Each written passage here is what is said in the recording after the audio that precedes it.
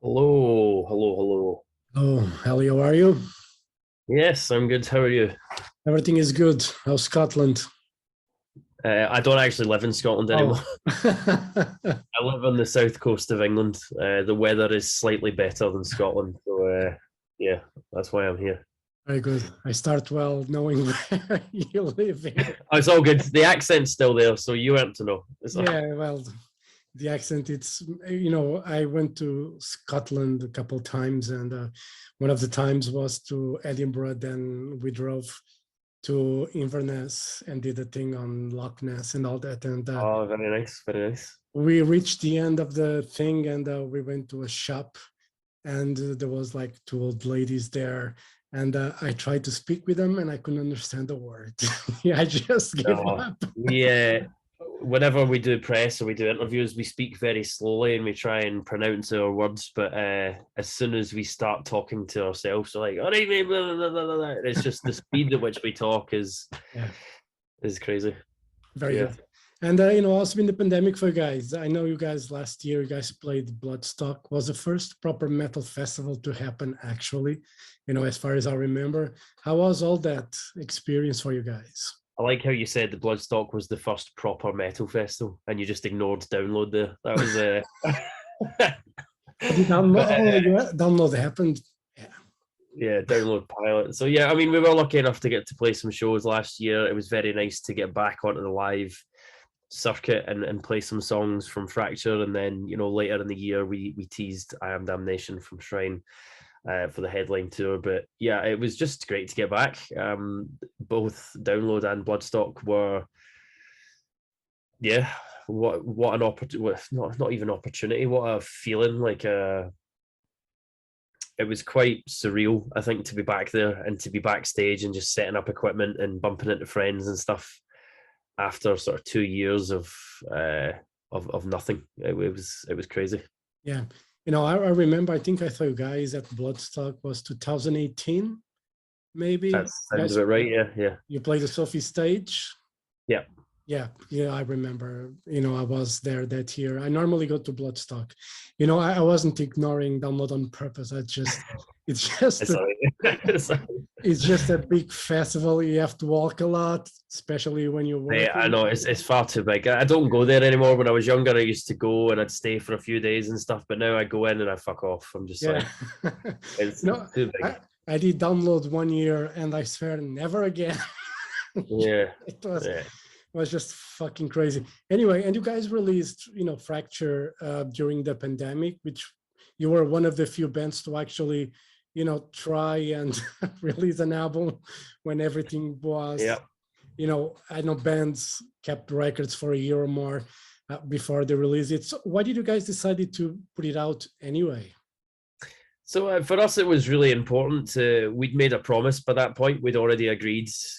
It was out there that we were in the middle of a pre-order campaign, and this is what was happening. And I think we owed it to the fans to just kind of stick to that. I think it started to become apparent from about March and April that this wasn't just something that was going to go away overnight. And I think that to us it made sense to release new music at a time where people were spending so much time in the house. And you saw a spike in. I work in merchandise, I work in e-commerce, and you saw a spike in sales and interest. People were going online a lot more. People's streaming numbers were going through the roof.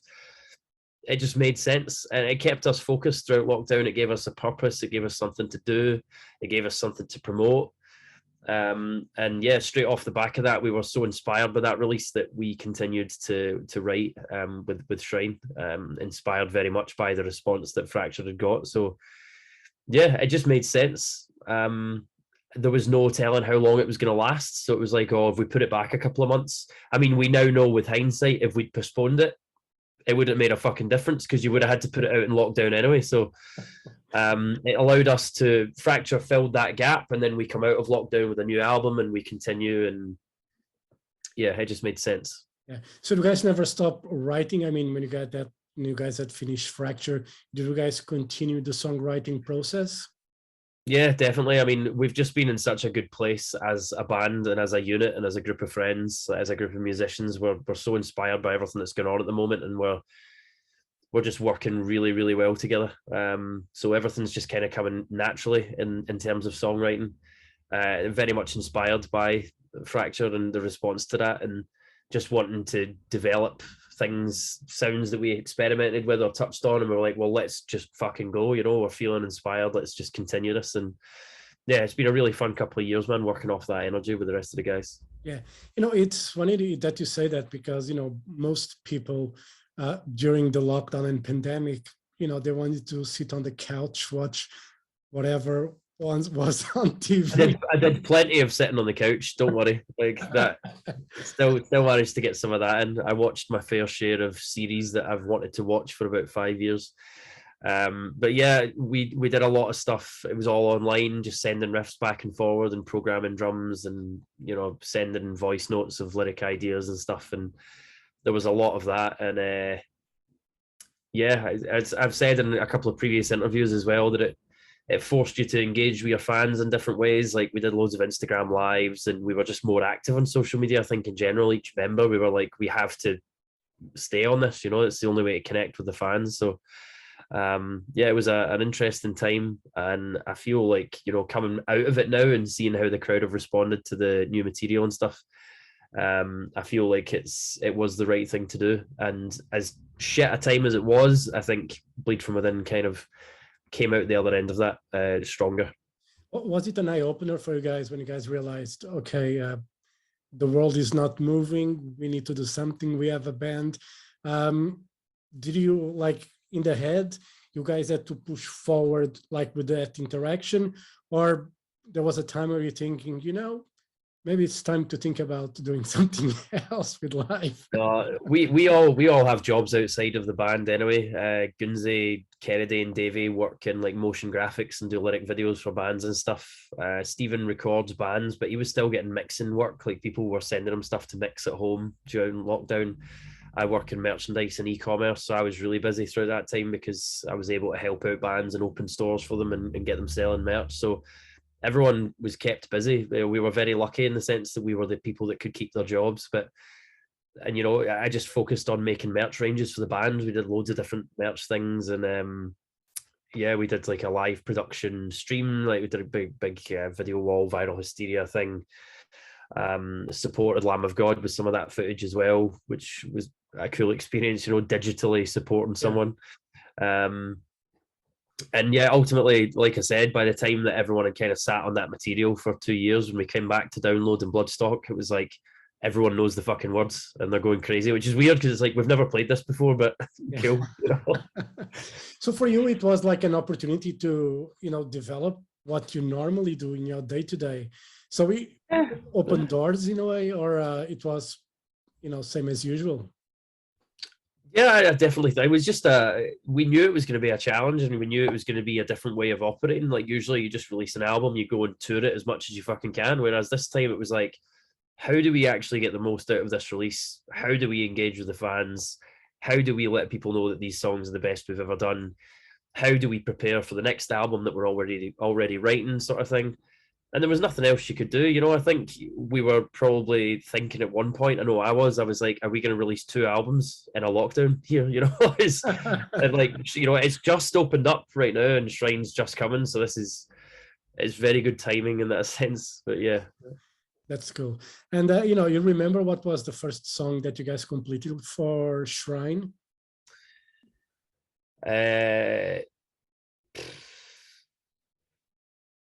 First song, start to finish, would have been I Am Damnation, I believe. There was another one, Invisible Enemy. It used to be called 7-String Idea. That was the pre-production name. Very inventive. It was an idea on a 7-string. Yeah, those were 2 songs that had been knocking around for quite a while. I think there was another one, but I can't remember now. Yeah. They always give like weird names to pre-production songs when they're not finished. Yeah, always. I can't remember. What was I Am Damnation again? There was something was called Deftones. I don't think it was that. Maybe it was that. But yeah, it's usually to do with Like we had a song called Hogmanay. So Hogmanay is the the Scottish celebration of New Year, and Guernsey wrote it like on New Year's Day. So it was just called Hogmanay, and we still call it that. That's Temple of Lunacy on the new album, and we still call it Hogmanay. I don't know what other funny ones we've got, but we always do that. It's always funny song titles. Did you take time to finish the songs? Really depends on the song, or it's a process that comes quickly with you guys. It changes really. It varies from song to song. Some songs happen very naturally, they move very quickly. Some songs can be a tougher process if Guernsey hits a sort of brick wall, and then it's everyone kind of chipping in ideas. It usually works the smoothest if it's Guernsey presents an idea, and then I'll maybe go in and change structures and stuff like that and say, oh, maybe chop this out and move this. But it really depends, like I said before, we all work very well together now, and we know what each other's capable of, and we know who to ask for certain things, and we have a good system. But at Shrine, I'd definitely say, whilst it was the most challenging, because we knew we were pushing ourselves, so in the production side of things, and when it came to vocals and choruses and melodies and textures and layers, that was difficult. But I think Shrine, in terms of the writing process, was probably one of the easiest and smoothest to put together. This album got trickier later in the process. How long did it take for you guys to record the whole record? We tracked the drums in August 2021, and then we were working on guitars and vocals right up until the end of, I think it was December. Yeah, so up until December, and then we were mixing and stuff in January. Cool. And so you recorded drums after Bloodstock or before Bloodstock? I think it was just after. Is that right? I think Bloodstock, was the first couple of weeks of August. Was like on the 9, 10s, 11s, something like that. Yeah, it was in. It was the last week of August we tracked the drums. Okay. So, yeah. Cool. And you talked about Steven, that he joined the band in 2017. I know that was like a bit of a, not really a turning point, but was, it seems like the pieces got together after he joined the band. Was that the case when he joined? You guys feel like more of a band now? Oh, definitely. I mean, the thing with Steven was, we'd been in a very difficult position for a few years where we just were lacking a bit of inspiration, and everyone was tired, and we had pretty much an album done, but it wasn't fully finished, and everyone was struggling a little bit. And when Steven joined, it kind of lit a fire under us again. He was so excited to join the band and be a part of it. And he's a very creative person, and he just gels with us. So it was great to get him on board, and he's kept that energy throughout. Steven's always the person that's just happy-go-lucky and like, yeah, let's do this and let's go into this. Whereas we've been doing this for a bit longer, and we're like a few years older than him, and every now and again we're a bit like, oh, fuck's sake. But he's always ready to go. It's a great addition to the band. Like I said, we've never worked this well. We're just going from strength to strength.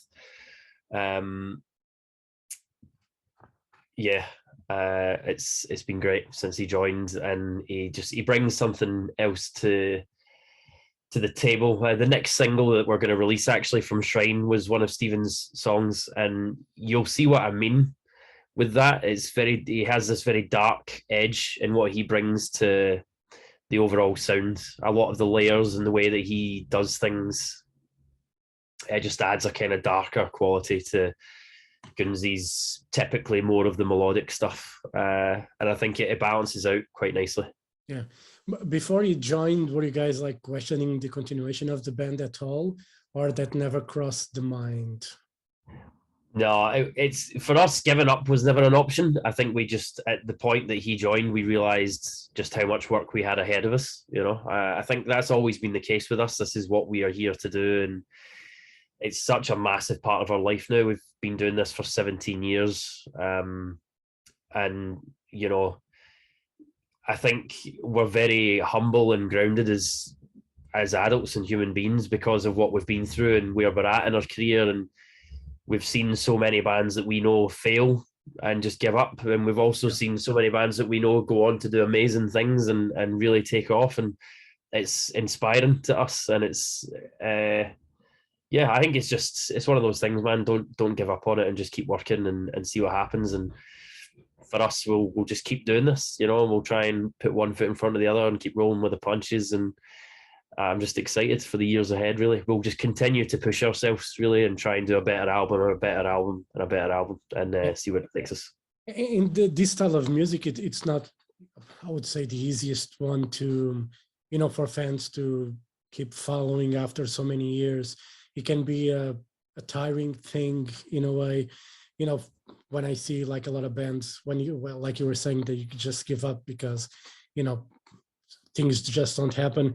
Do you feel that like the metalcore style, for instance, Venom Prison, it's one of the bands that I'm enjoying quite a lot listening recently. Do you think there's still like space for evolution when it comes to that style of music? I mentioned Venom Prison because their last album is just fucking amazing, and your record Shrine is also very good.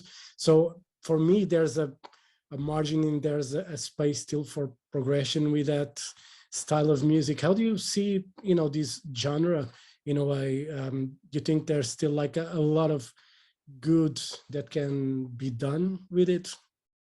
Of course. I mean, I think you're only bound by the restrictions that you place on yourself, in that sense, in terms of the creativity that you allow yourself.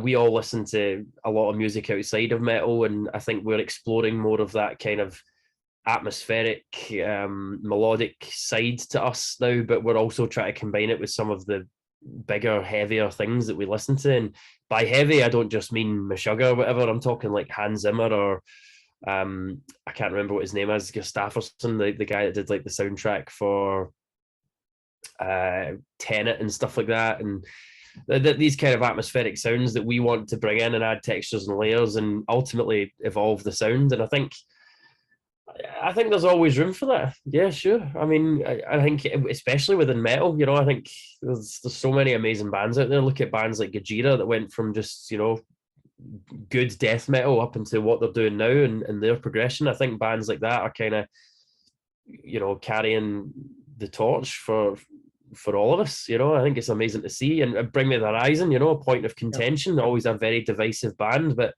you can't deny what that band have achieved throughout their career, going from deathcore, wee guys 10, 15 years ago to now selling out arenas and doing collaborations with fucking Ed Sheeran. I think that kind of stuff has to be admired. And I think, this is actually a really good question, because I had an interview with someone recently where I was talking about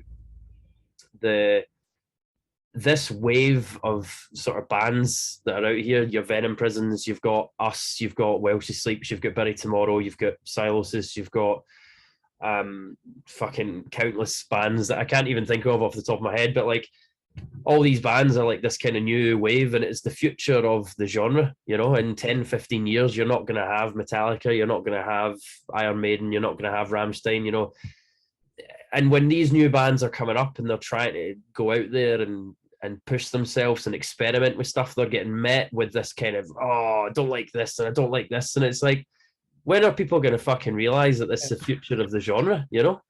When are they going to actually when's it going to click? They're like, oh, holy shit, like when Bring Me go up to be the headliner, as they have been going, they're taking all these bands with them.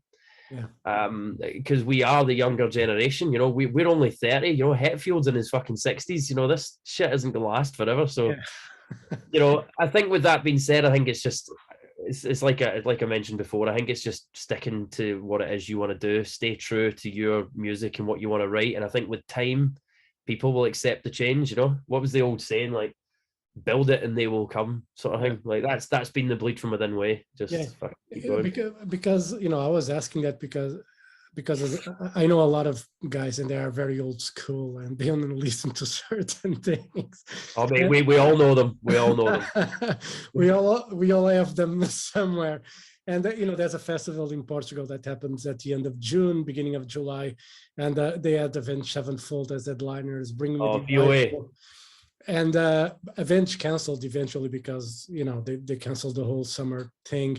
Bring Me the Horizon is still there as headliner for the second day, and the giving out of people, saying like what saying stuff like what the fuck they are doing as headliners and everything, and I'm like, are you guys aware of what's happening? Exactly. Open your fucking eyes, man. This is it's there.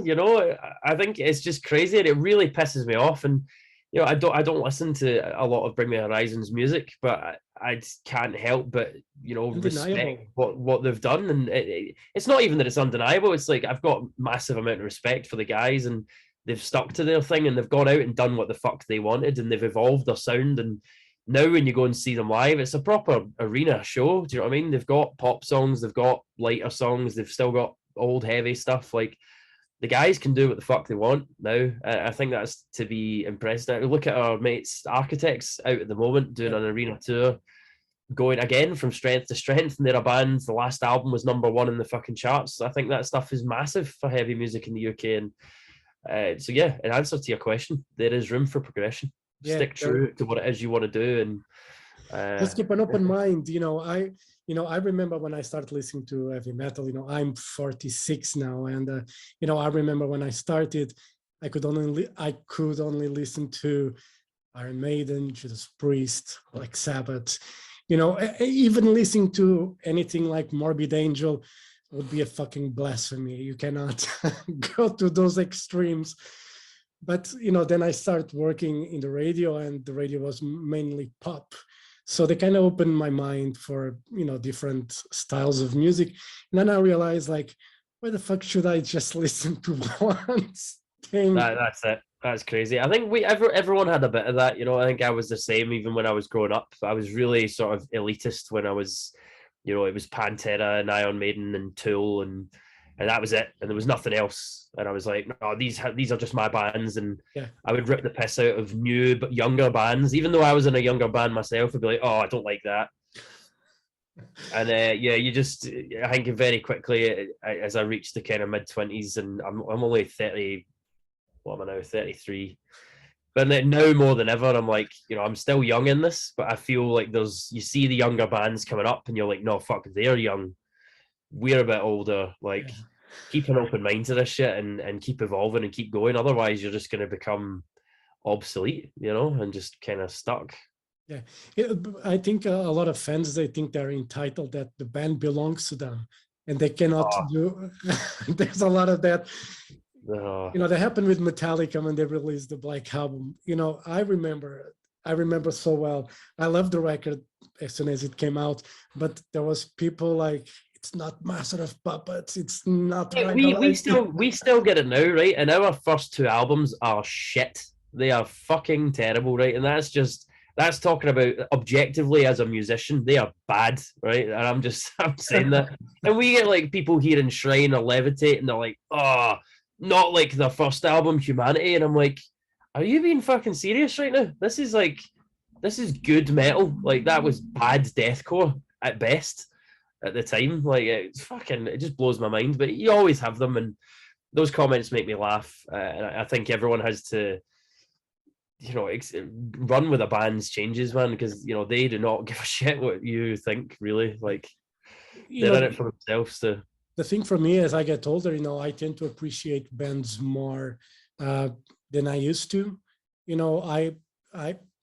I give praise to like younger bands, what they're trying to do. Band like Trivium, for instance, they do their thing, and they are playing arenas and stuff, and they're growing. And like Avenged Sevenfold, I remember listening to the first record, and now this just monster band, and there are fans who just fucking hate it, that becomes big, Yeah. Tough shit, And they should be proud of that fact, but yeah. Yeah. And then, do you remember the worst show you ever played? Not because you guys played bad or anything, but conditions or bad sounds on stage. Good question. We've had, I think over the years, we've had some pretty bad shows. I remember we played in Stoke-on-Trent once, and there was literally nobody there. But there was it hadn't been promoted at all. This was back in the days of MySpace, and we just put up like a poster and we went out on tour. And when we turned up, there was a band playing. But we turned up at like 6 o'clock or whatever. The band were playing, and we were like, "What are you doing?" And they were like, "Oh, we didn't think you were coming, so we just started." And there was like 10 or 15 people there that were friends with that band. They finished, they took all their stuff off stage. And when we were setting up, they were all just leaving, like finishing their drinks. And we were like, "Where are you going?" And they're like, "Oh, it's like a Wednesday night or whatever. We've all got work and school and we're away." So they left, and we played to the bar staff and our driver. And that was in 2008, maybe. And that always stuck with me. It ended up being really funny because we would finish songs and go to the bar and then come back and just do another song and try stuff out. But yeah, I don't know. And this is a weird one for you. I think some of our most difficult shows were when we supported Megadeth, just because of the crowd, for the reasons that we just mentioned. Yeah.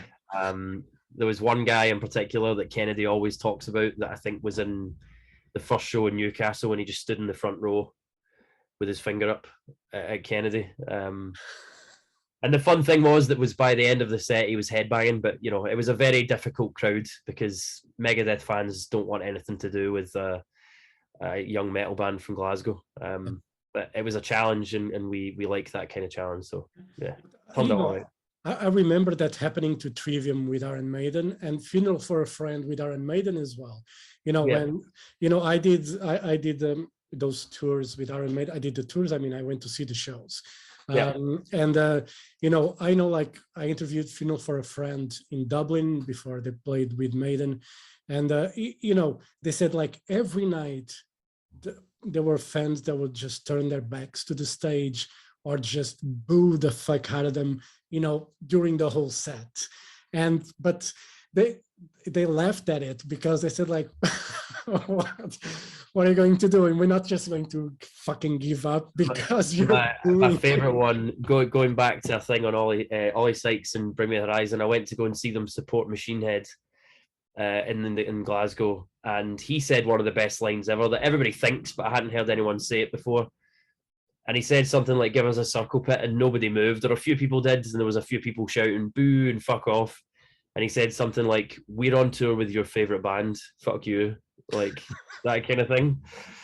It was along those lines anyway. Maybe don't quote me on it, but he basically said, "We're on tour with your favorite band." And I think like Funeral with Iron Maiden just must have been pissing themselves to be like, "We're on tour with our favorite band. We're the guys hanging around with them backstage, and you're here turning your back on us." Like, fuck off. I think I saw that Machine Head Bring Me the Horizon tour. Who else was playing the Fafara band? I want to say, was it not? I forgot. Was it Devilsdriver? Devilsdriver. I think it was Devilsdriver, and it was another band. I remember. I interviewed Rob Flynn that night in Lisbon, and I mean, he had so many interviews that night. I was the last one, so I got this shit. I mean, he was so tired. Like, I remember this so clearly. Like 10 minutes into the interview, was like his eyes were like, I said, like, "Are you tired?" He said, like, "I don't understand the fucking label putting me so many interviews tonight, and I still have to go on stage play." I said, like, "Man, I understand. I'm just going to finish the interview, and I'm going to let you rest because I'm not getting any juice out of you." There's no point in just trying to drag something that's not going to be good. So I just let him end it. Like, he thanked me in the end. He said, like, "Well, thank you very much. I need my rest now." It's it's just crazy. So what are the tour plans for you guys now? Is this? I've just realised I have an interview starting just now as well. So I guess, do you have any more? Yeah, I'll do this question and then. Yeah, no, that's it. Yeah. The touring plans, we are just excited to get back to Europe to play over the summer, obviously, and we have a European headline tour happening in December of this year with Humanity's Last Breath supporting, and an absolutely amazing young band from Scandinavia called Alt as well. So yeah, can't wait to tour on the mainland, and can't wait to get back to those festivals again and just bring the new songs to the fans out there. All right. Thank you very much, Ali. Thank you for the time, and I hope to see you again, maybe at Bloodstock again. Not download. I'm not going. Don't worry, mate. Yeah, we will be back to Bloodstock, I'm sure. All right. Hope to see you soon. All right. That was great, man. Have Thanks a a great lot. day. Thank you. Bye bye.